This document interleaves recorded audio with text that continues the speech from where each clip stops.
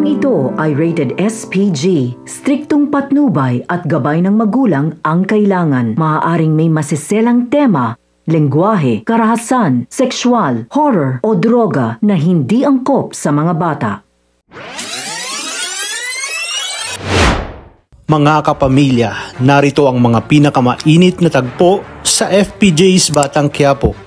Pero bago ang lahat, kung bago ka pa lamang sa akin channel, baka naman pwedeng makahingi ng isang like, share at subscribe. Huwag mo na rin kalimutang i-click ang notification bell para lagi kang updated sa pinakahuling kaganapan ng seryeng ito. Makikilala na nga natin ang magiging kakampi ni Olga sa pamilya ng mga Montenegro. Matapos niyang sabihin na tuluyan ng pinutol ni David ang kanilang ugnayan dahil sa pagiging gahaman nito at kayabangan. Mas lalo ngang titindi ang kanyang galit sa oras na malaman niya mismo kay Bullet na si David pala ang siyang pumatay sa kanyang anak na si Bubbles. At kung paano niya malalaman, yan ang ating aalamin sa video ito.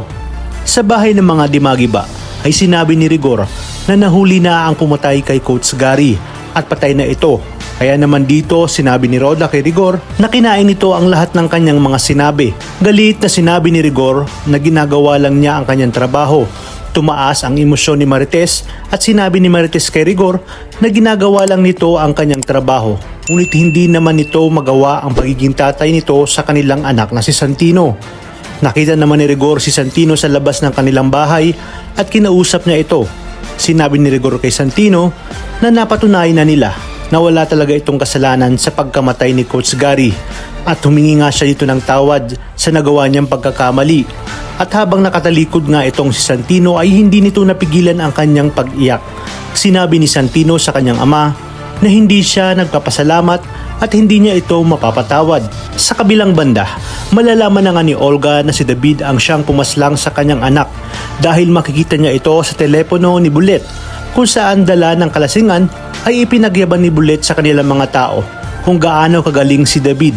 Bilib umano siya sa kanilang boss David dahil nagawa nga nitong patayin si Samantha para lang sa kayamanan ng mga kabalyero at upang mapakasalan nga siya ni Catherine.